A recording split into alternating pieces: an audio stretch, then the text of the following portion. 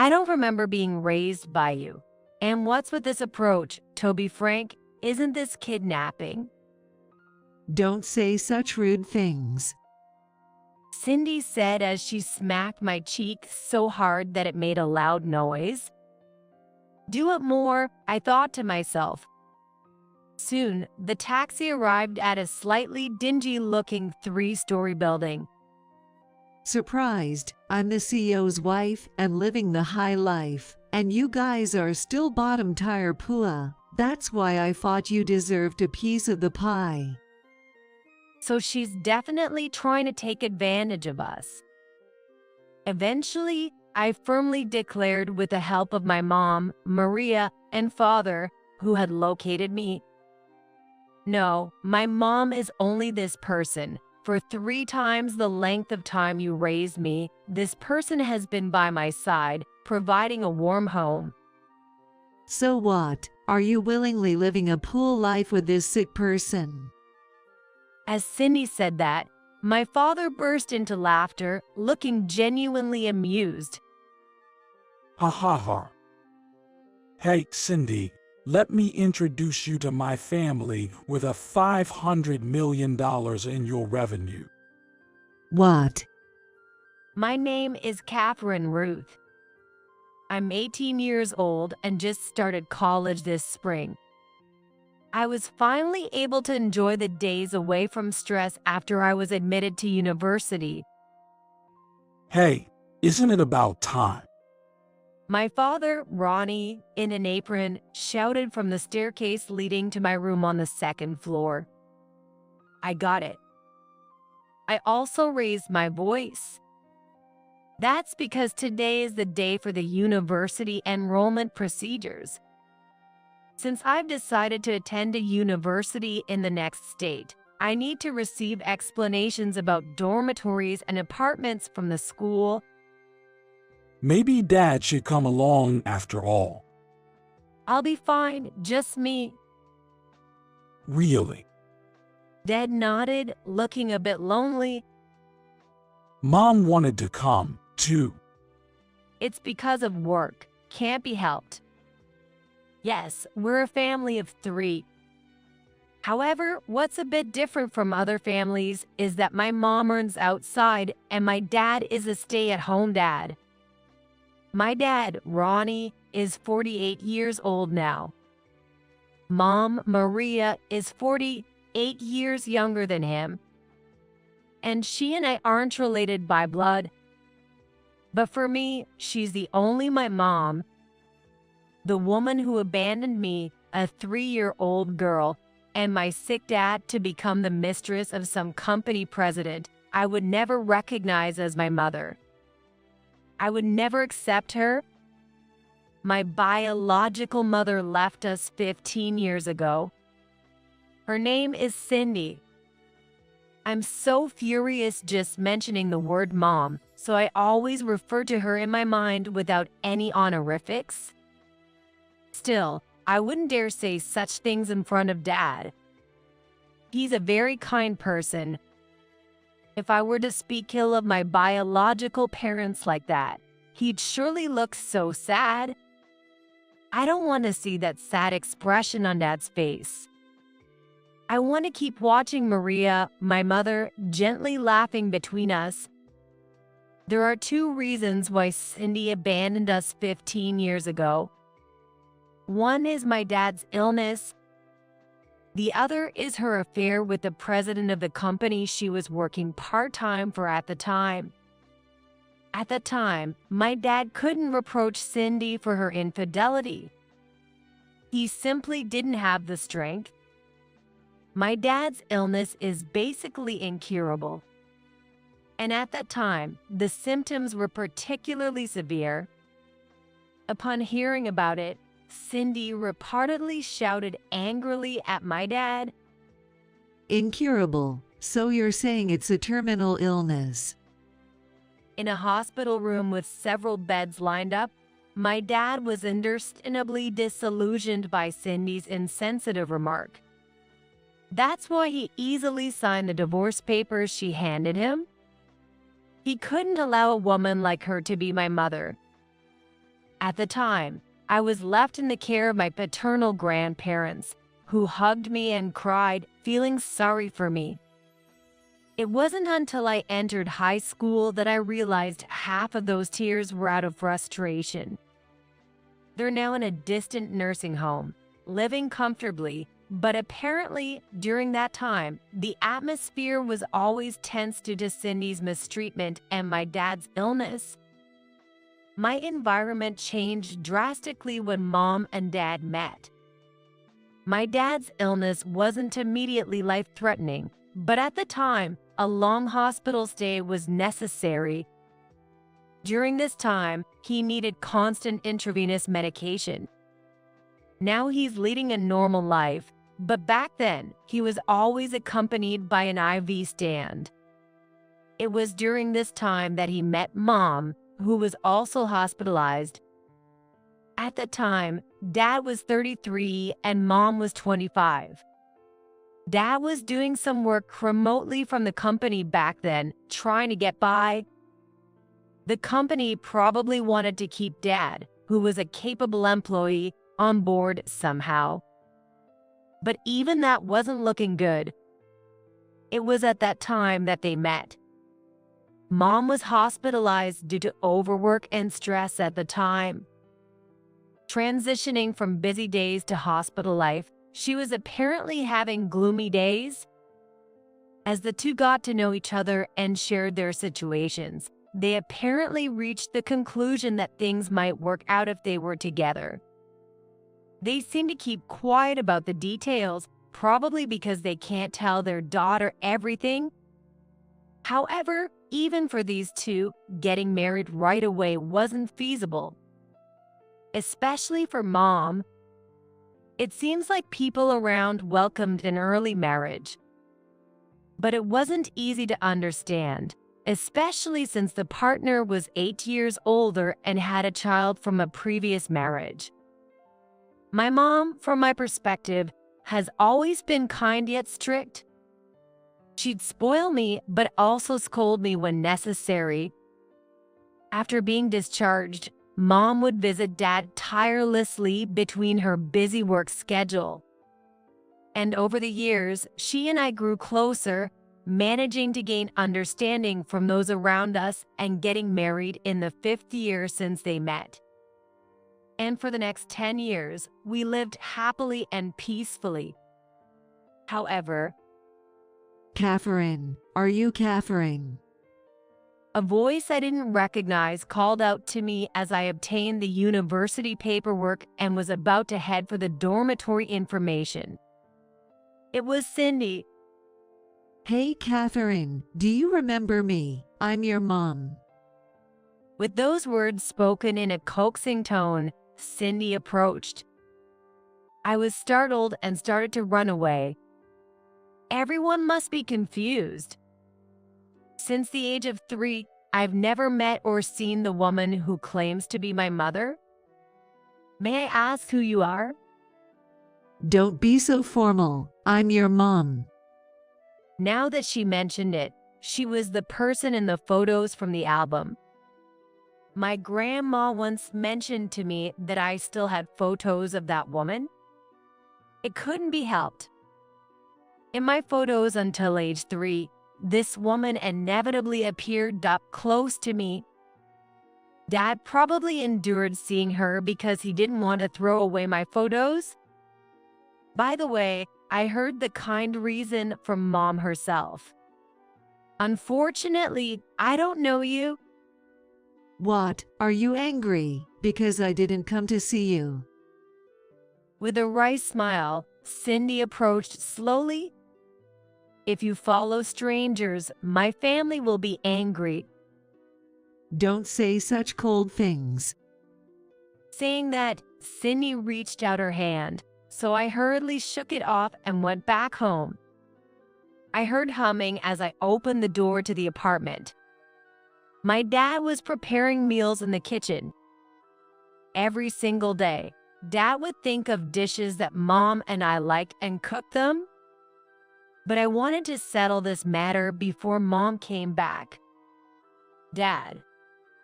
I rushed into the kitchen, flustered. Oh, Catherine, what's wrong? You look pale. And you're earlier than expected. Oh, Yeah, I'll talk about the dorm later. As I sat down at the dining kitchen table, Dad gave me some water, and then I said this. That woman was at the university. that woman. Yes, it's her. The one who abandoned us 15 years ago. What?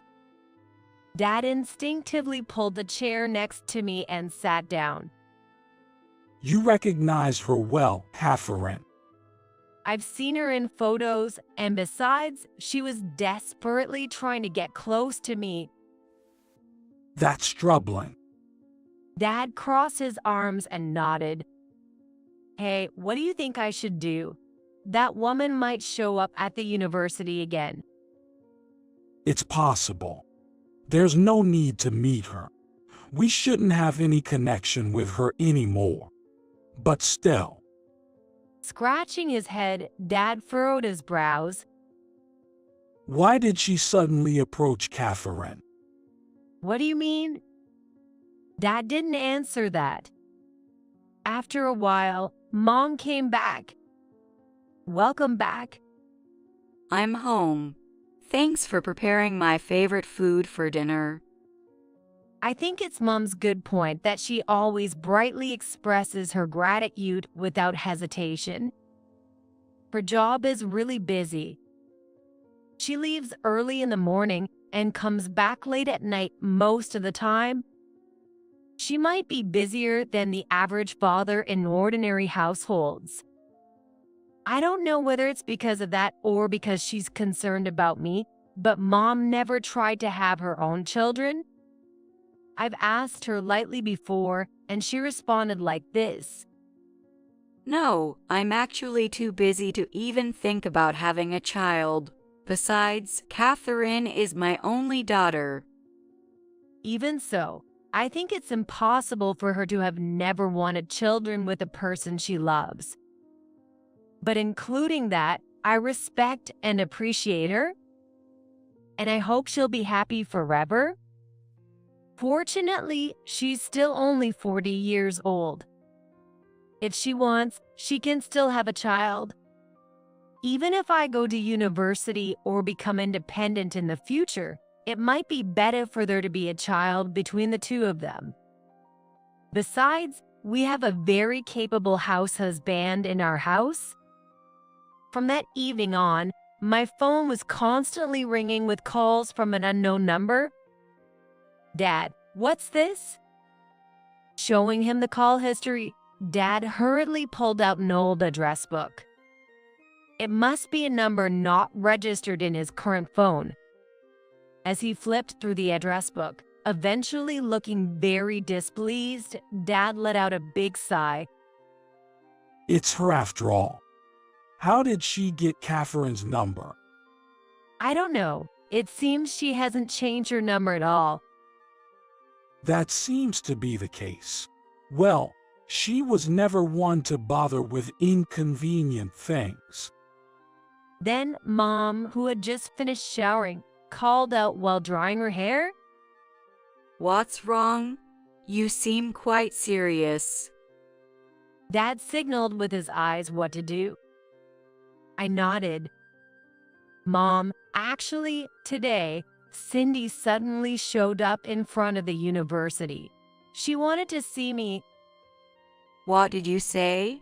Are you okay? Did anything happen? Dropping the towel, Mom immediately showed her concern for me. I'm okay, nothing happened, but I had to postpone the dorm or apartment introductions, so I'll have to reschedule for another day. Goodness, I wish I could go with you. Saying that, Mom let out a big sigh. Ronnie, please go with her next time.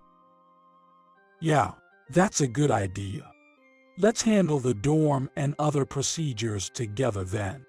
How about Monday? Sounds good. Mom said, then she fell into deep thought. My dad drained her hair with a towel my mom threw out and dried her hair with a hairdryer. I think they're a good couple when I see them like this. I want our family to stay like this forever. That's why I'm scared to think about what Cindy, who suddenly appeared out of nowhere, might be thinking. And after spending the entire weekend at home, on Monday, I decided to go back to the university with Dad to complete the procedures. We were leisurely walking the way to the station. The university is a few stations away from the nearest one. The two of us strolled along leisurely. We talked about dorms and apartments. However, suddenly I felt my body losing balance. Harassment. Dad shouted. My right arm was grabbed, and I was pulled into the taxi. Driver, let this car out quickly. A familiar voice pierced my ears. It was Cindy. I saw Dad panicking through the window, but before he could open the door, the taxi took off. What on earth are you doing? Finally regaining my composure, I shouted loudly. Because you kept ignoring my calls. Who answers calls from unknown numbers repeatedly these days? Exactly. That's why I came directly like this. As Cindy leaned in closer, I hesitated slightly at her intense gaze. Would you mind coming with me without saying anything? No, thanks. How rude. I'm your mother, you know. I snorted at her words. What's with that attitude? Do you really think you're a mother to me? Choose my words carefully, clearly conveying each one. Make sure it's loud enough for the previous driver to hear. Because I gave birth to you. You're my daughter. I don't remember being raised by you. And what's with this approach, Toby Frank? Isn't this kidnapping? Don't say such rude things. Cindy said as she smacked my cheek so hard that it made a loud noise. Do it more, I thought to myself. Eventually, the taxi arrived at a slightly dingy 3-story building. Where are we? My company. Surprised. I'm the president's wife, living the high life. You guys are still poor bottom feeders, right? So I thought you deserved a piece of the pie. She's trying to take advantage after all, I thought. Once inside the building, Cindy pushed me into a nearby room and locked the door. What are you doing? As I kept banging on the door, I shouted to Cindy outside. Just wait here for a moment. What's going on? I quickly sent a message to my dad that I was here. I took a screenshot of the map's current location and the view from the room's window and sent them as well. Immediately, I received a reply, just stay still, I'll do something. Of course, that's what I intended to do. Soon, Cindy unlocked the door and pulled me out. As she grabbed my arm, we climbed the stairs together and reached a room on the 2nd floor. We could hear voices from inside. Cindy swung the door open with a loud bang. As expected, there were several people inside. From the position of the desk and whiteboard, it seemed like a meeting. What in the world is this? We're in the middle of a meeting. Among them, a younger-looking man with glasses stood up and approached us. Cindy also pulled me inside as she entered.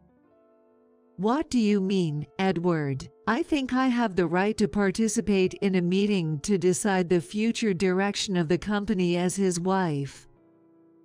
We didn't call for you. Oh, I don't think you should talk like that to your stepmother, do you? I see. So basically, this guy Edward with the glasses is the president's son. But the white bod has something written about the next management policy or something. And the president himself isn't here. What does that mean? You're just the old man's second wife. Besides, you've been involved with him since my mother was around. What kind of stepmother are you? That's right.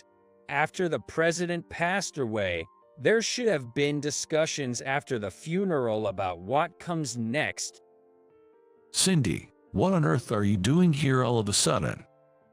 Oh, acting all high and mighty, just because you used to be my boss. For some reason, Cindy pushed me forward. Hey, Edward, the girl who's like your stepsister is struggling to pay for university. Can't you spare a little money for her tuition? What? I was taken aback. Is that why I was brought here? Tuition. Edward's tone changed slightly. Yeah, this girl is my real daughter. Just turned 18. She's just started university, living in poverty with her sick father. So, if you have any intention of supporting this girl even a little bit, couldn't you allocate a bit more of his estate to me? I looked at Edward's face. I could easily sense his discomfort. All right, it's time for me to speak up. What are you talking about? I haven't heard anything about this. What are you saying? But it's true. I was suddenly brought here. Suddenly. Edward latched onto my words. That's right. Suddenly, I was trying to go to the dormitory procedure with my dad, not the university procedure. So, university procedures are already done, including tuition. Yes, exactly. Edward glanced at Cindy. She seemed puzzled, as if she sensed something odd. Edward continued to ask me. So, why are you here, and how did you get here? By taxi. I have no business here myself. I was forced to come here by this person. Shut up. With that, Cindy slapped the other cheek this time. What a powerful hand. My cheeks were stinging. Doesn't this person know how to take it easy? Anyway, I thought I'd try to buy some time. My dad, whom I contacted, and probably my mom too, will take some action. Until now, I had to somehow extract as much information as possible from these people. I see. You really don't know anything, huh? Edward started. I'm the son of the former president of this company. I'm technically supposed to be the president from this fiscal year. So, are you my stepsister? No, I don't feel that way at all. I said firmly. I was abandoned by this person when I was 3 years old, along with my sick father. At that moment, I felt the surrounding air turn cold all at once. Of course, all eyes were on Cindy. Why is she so thoughtless? Does she think I'm still the same 3-year-old from when we parted ways? Does she think I, now a university student, would just obey her words out of fear? Perhaps those 15 years don't exist in her mind. I remember it well. You've only called us once, haven't you? I remember what you said then. What did I say? You said the same thing to me just now, that you're the president's wife and living the high life while we're just poor folks from the bottom. That's what you said while laughing. I felt the people around us recoil all at once. Did she really say something like that? When was it? Well, you mentioned living the high life, so that means you got remarried, right? I had no idea about that. I think it was about 10 years ago. Going off to university means you were still in elementary school back then. Were you really told such terrible things at such a young age? Yes, I nodded. But by that time, her words weren't really that big of a deal anymore. And then it happened. There was a flurry of people running into the company building. Catherine, are you okay? Catherine, are you all right? Where are you? I could hear the loud voices of my dad and mom. Then there were several pairs of footsteps following them. I poked my head out into the hallway and shouted, "Over here, Dad, Mom." Relying on my voice, they rushed down the stairs and the hallway even faster. Catherine, With a clack, they opened the door. You're safe, Catherine. Thank goodness. My mom exclaimed as she flew into my arms. Oh my goodness. We were so worried. I'm fine, just got slapped on both cheeks. Oh, slapped twice, huh? Someone behind my parents stared at my face intently and aimed a camera. A quick picture, please. I stuck my face out firmly for him. My cheeks stung from Cindy's slaps, but I made sure to capture it as evidence. Hey, who are you people? Cindy pointed at my parents and yelled, oh, so you've forgotten the face of your ex-husband from 15 years ago. Ronnie, is that you? What's with this lively appearance of yours? What's wrong with being lively? "Well, I see." I guess that's why I couldn't immediately grasp the fact that my dad was with me. Apparently, she genuinely believed that my dad had been bedridden due to illness all this time. You said it was an incurable disease. I'm not cured. It's just that I can live even without being cured. Do you know what remission means? Remission. Apparently, she didn't know it. Remission refers to a temporary relief or disappearance of symptoms. There's a chance of recovery, but the risk of recurrence is high. Yeah, that's why he's not cured. He always have to be careful about his physical condition, take multiple medications regularly, and continue to visit the hospital regularly. So, incurable disease isn't just a lie. Cindy picks up on that remark from my mom. What about you? What are you doing to my daughter? That slap on her cheeks.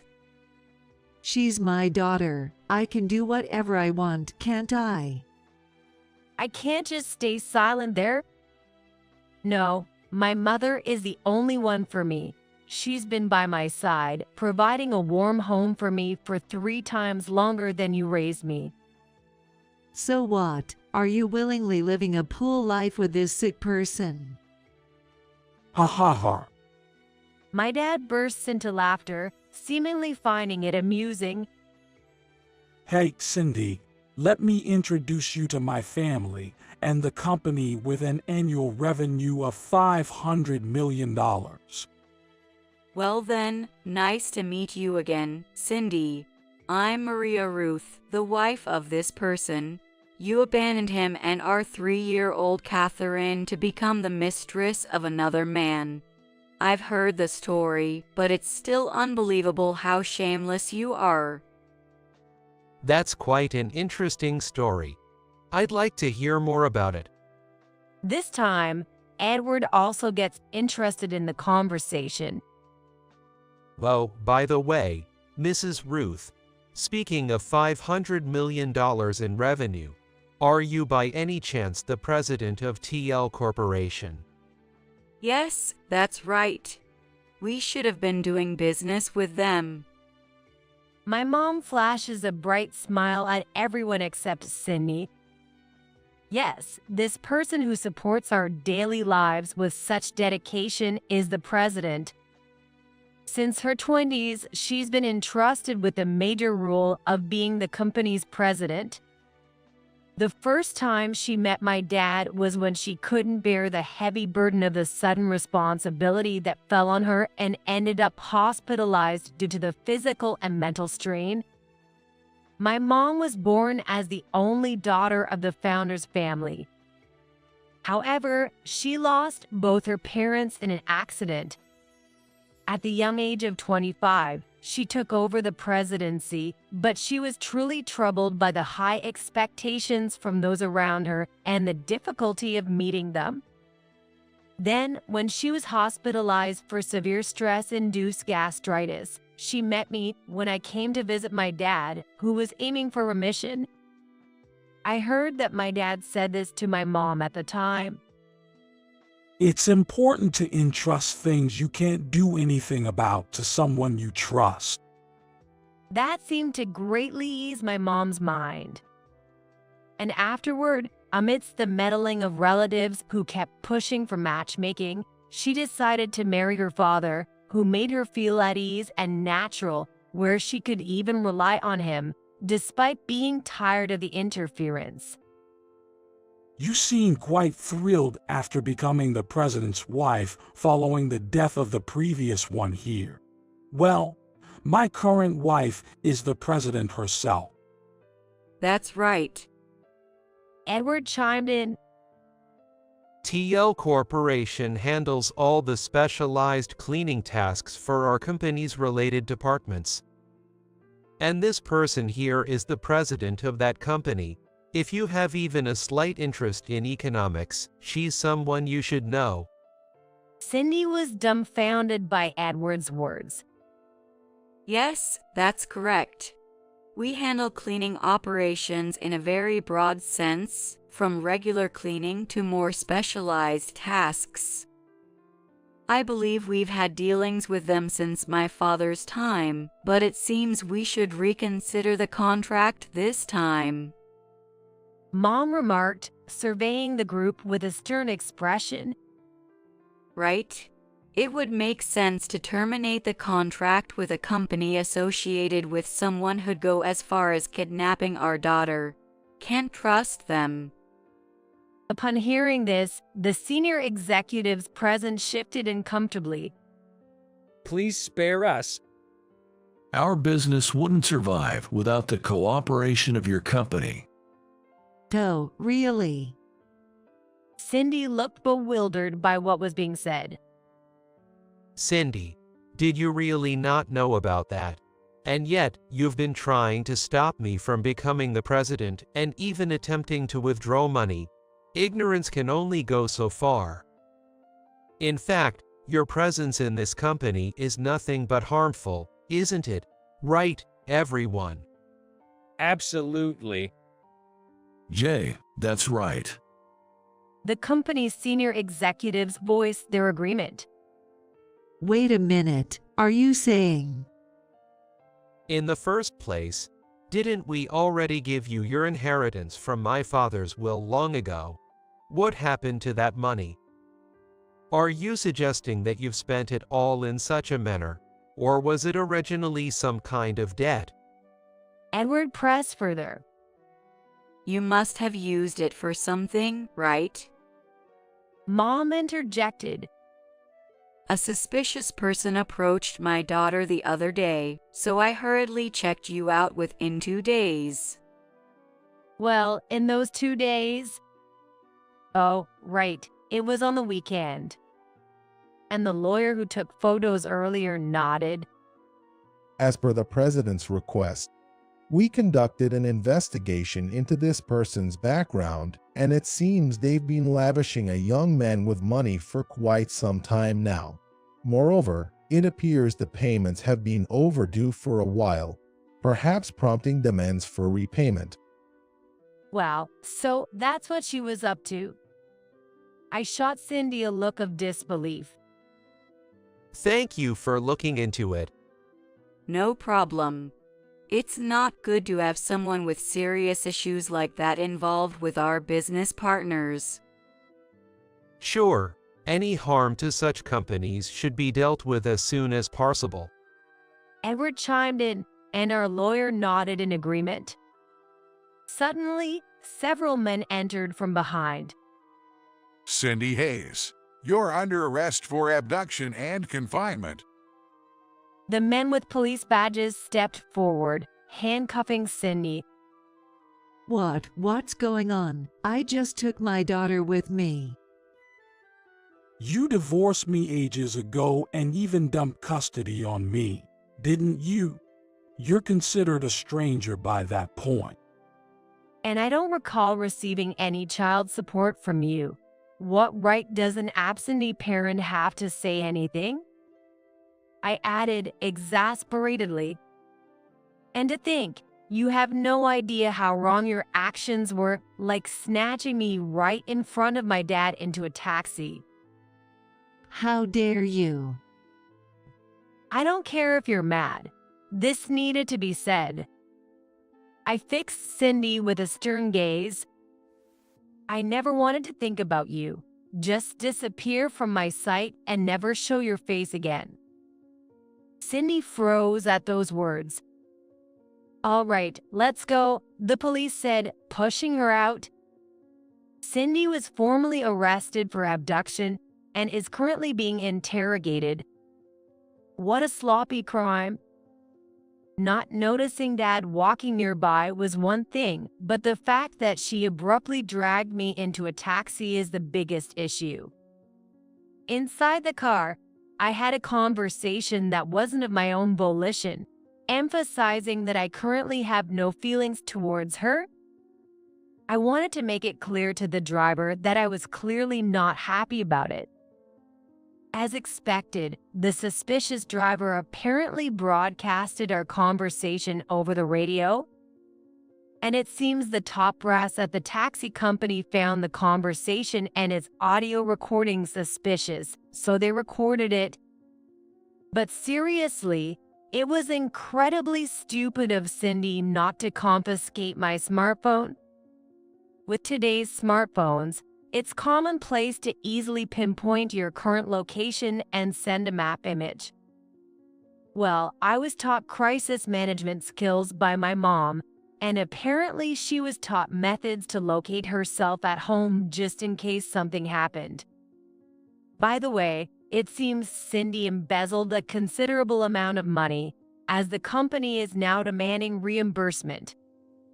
In the future, there will be a criminal trial for confinement, and well, there's no doubt she'll end up behind bars. We won't show any mercy, regardless of what the other side's lawyer says. Cindy should learn her lesson from her own folly. Okay, smile, smile. On the day of moving into the university dormitory, Dad and I lined up in front of the house taking photos. Okay, next it's my turn. With that, Mom handed the camera to Dad, and they switched positions for taking photos. You two look really beautiful when you're standing together. Dad chimed in, albeit a bit awkwardly. Must be the spring weather. But you know, we won't be able to see each other for a while.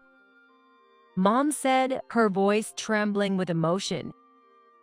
Dad patted her shoulder reassuringly. Seeing them like that, I spoke up. Hey, I have a favor to ask. Oh, what is it? I really want to see my little brother or sister. And just like that, both of their faces turned red. Isn't it a bit late for that? Not really. I mean, Mom, you're 40 now, right? You're still plenty young enough to have kids. And I'm already an adult, so how about you and Dad live alone for a while and show me my little brother and sister? Don't say things like that.